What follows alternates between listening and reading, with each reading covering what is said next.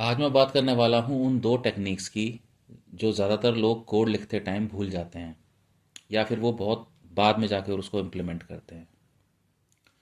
पहली चीज़ है लॉगिंग।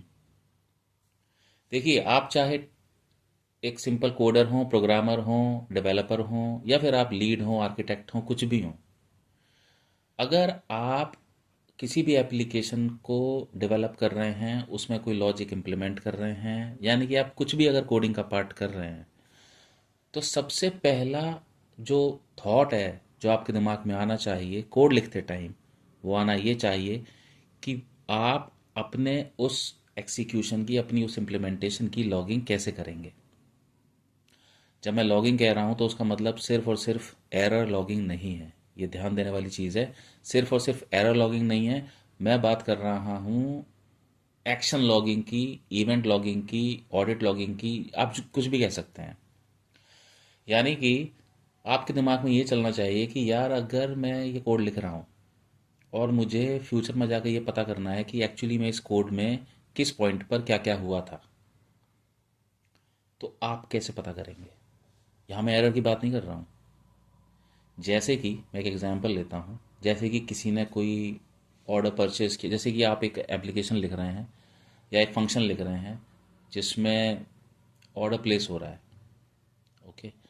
अब आपको ये पता करना है इन द फ्यूचर कि यार किस ऑर्डर किस किस किस यूज़र ने किस ऑर्डर को किस टाइम पर किस दिन पर परचेज किया।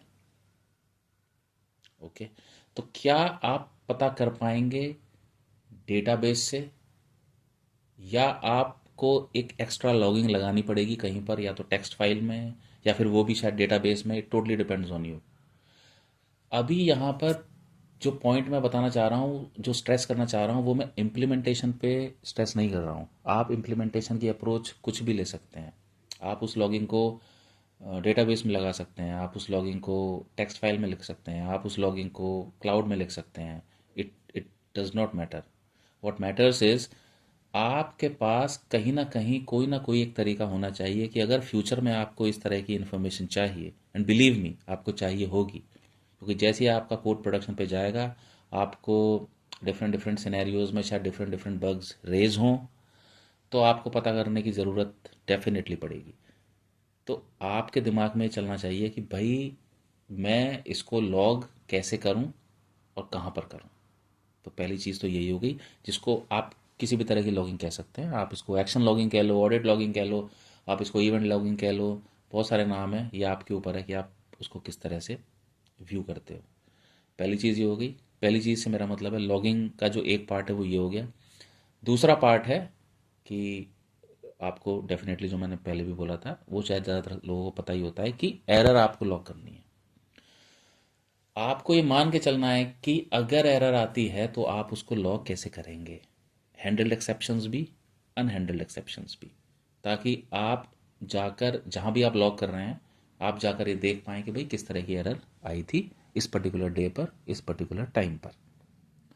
तो लॉगिंग के जो दोनों पार्ट हैं, and believe me error logging mostly लोगों को याद रहता है, लेकिन ये जो ऑडिट लॉगिंग है, एक्शन लॉगिंग है, इवेंट लॉगिंग है, ये जब प्रोडक्शन पर कोई एप्लीकेशन चली जाती है और उसके बाद वो लोग अपना सर खुजाते हैं कि यार ये इशू क्यों आ रहा है और उस टाइम पर यूज़र ने क्या किया होगा वो नहीं पता चल रहा उनको, या रेप्लिकेट नहीं कर पा रहे हैं, उस दौरान इस इंफॉर्मेशन की ज़बरदस्त ज़रूरत पड़ती है।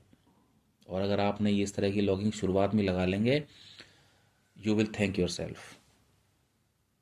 पहली चीज़ ये हो गई। दूसरा फैक्टर है आपका, दूसरी जो चीज़ है, जो टेक्निक है, वो है कि जब आपकी एप्लीकेशन या आपका जो वो पार्ट है जो आप लिख रहे हो, वो पार्ट अगर फेल होता है तो क्या होगा, ये आपके दिमाग में चलना चाहिए। अगर आप कोई एक ऐसा पार्ट लिख रहे हैं जहाँ पर एक ऐसा लॉजिक लिख रहे हैं कि फाइल एक जगह से कॉपी होकर दूसरी जगह पे जा रही है, ओके, लेकिन किसी भी कारणवश, किसी भी रीज़न से वो कॉपी फेल हो जाता है। कोई भी रीज़न हो सकता है, वो रीडर राइट परमिशन का हो सकता है, वो हो सकता है कि फोल्डर वहाँ एग्जिस्ट ना करता हो। There can be n number of reasons.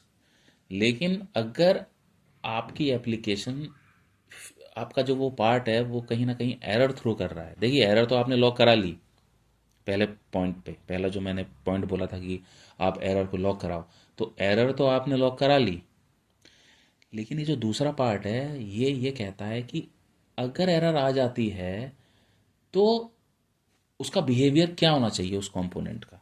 क्या कोई मेल जानी चाहिए, क्या किसी को पता चलना चाहिए, क्या एज ए डेवलपर आपको कहीं पता चलना चाहिए ऑटोमेटिकली, किसी के बिना बताए क्या आपको ये पता लग जाएगा कि यहाँ पर कुछ हुआ है, या यूज़र सपोज करो कुछ कर रहा है अपनी एप्लीकेशन में और आपका ये जो पार्ट है ये फेल हो गया, तो क्या यूज़र को पता चलना चाहिए, क्या उसको पॉपअप आना चाहिए, क्या कोई ईमेल नोटिफिकेशन किसी एक ऑडियंस को जाना चाहिए कि यहाँ पर ये फेल हो गया है, so please connect technical team, या फिर कोई एक पेज आ जाना चाहिए कि something has gone wrong, please connect with IT team.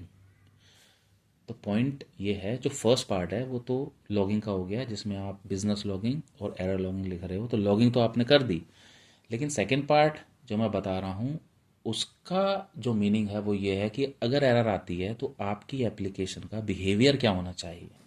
आप जाकर लॉग में देखेंगे क्या एरर आई थी, वो तो एक अलग चीज़ हो गई, लेकिन जैसे ही एरर आती है तो उस एप्लीकेशन का बिहेवियर क्या होना चाहिए, ये आपके दिमाग में चलना चाहिए।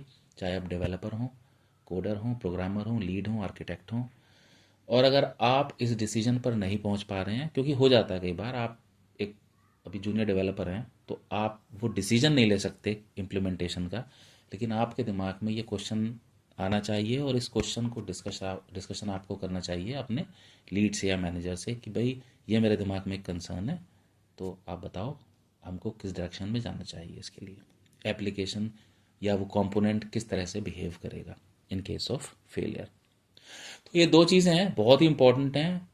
आयरॉनिकली सबसे एंड में जाकर इन चीज़ों की याद आती है और तब मैंने देखा है कि लोग इसको इम्प्लीमेंटेशन तब इम्प्लीमेंट करने जाते हैं। लेकिन मेरे हिसाब से, मेरे एक्सपीरियंस के हिसाब से, अगर आप शुरुआत में ही इन दोनों चीज़ों को टारगेट करेंगे, आप इन दी एंड एक बहुत ही रोबस्ट कंपोनेंट या फिर एक रोबस्ट फंक्शनैलिटी आपने बना ली होगी, जो कि डेवलपर्स या जो भी कोई टेक्निकल बंदा होगा वो बहुत इजीली डिबग कर पाएगा कि एक्चुअली में बिहाइंड द सीन्स क्या हो रहा है। Thank you.